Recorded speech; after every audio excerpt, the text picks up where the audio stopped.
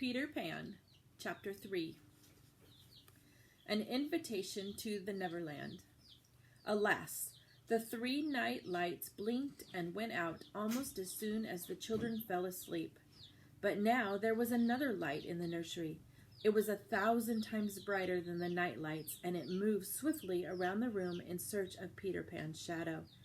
It shone into all the drawers, the closets, the shelves, and into the pockets of all the children's clothes. The light belonged to Tinker Bell, a fairy that was no larger than a person's hand.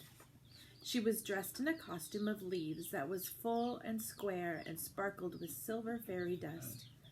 A moment after the fairy entered the nursery, little stars blew the window open and Peter dropped in.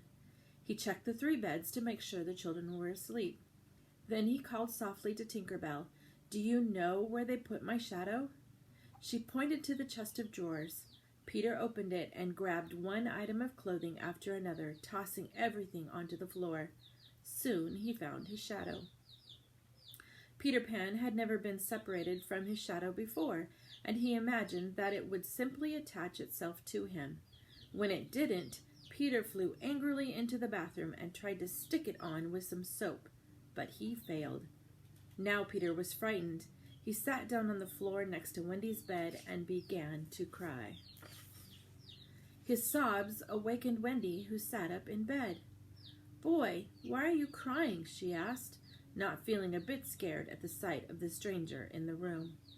Without answering, he arose and bowed politely to her. "What is your name?"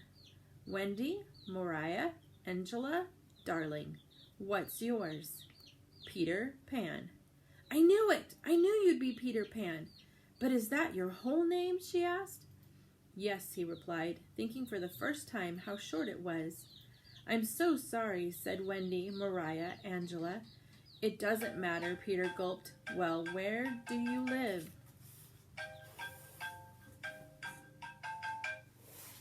"Second to the right," replied Peter, "and then straight on till morning." "What a funny address." "No, it isn't," he snapped. Wendy apologized, remembering that Peter was a guest in her house. "But is that the address that people put on letters?" "I don't get any mail," said Peter. "But your mother must get letters," Wendy persisted. "I don't have a mother." He didn't tell her that he was glad about that. He thought grown-ups were very overrated. But Wendy, feeling a great surge of pity for him, ran to his side. "No wonder you're crying," she exclaimed. "I'm not crying about mothers. I'm crying because I can't get my shadow to stick back on," he said. Then Wendy saw the shadow on the floor. She tried not to laugh when she realized that Peter had tried to make it stick with soap. "I know exactly how to help you," she said. "I will sew it on. It may hurt a little bit, but try not to cry any more." "What do you mean to sew?" asked Peter. Without replying, she took a needle and a thread and attached the shadow to Peter's foot. "Maybe I should also iron it," she suggested. "It's very creased." "What do you mean iron?" asked the boy. "Never mind," she said, knowing that boys didn't care how their clothes looked. Suddenly, Peter, already forgetting Wendy's great help, pranced around and shouted, "How clever I am! I've put my shadow back on." Wendy, angry, forgot about being the good hostess. She jumped back into bed and covered her head with the blankets. "Don't go away, Wendy, Mariah, Angela," he pleaded. "I just can't help being pleased with myself."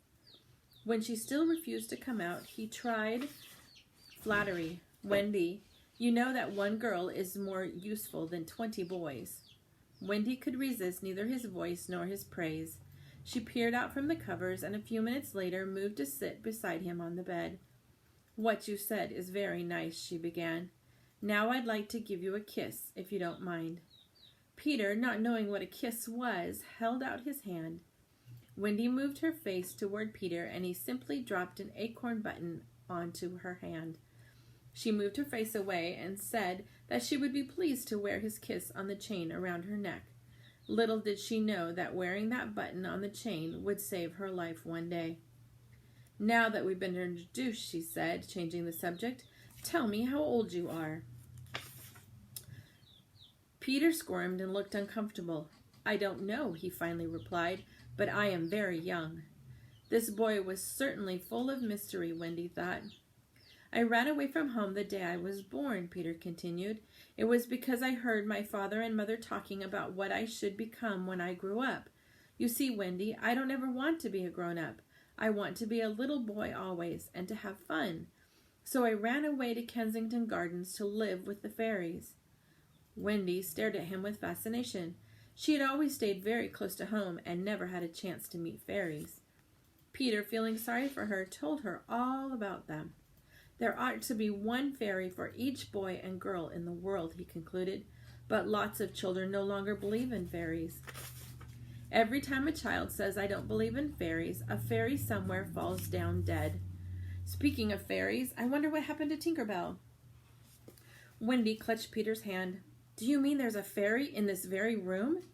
She was just here, listen.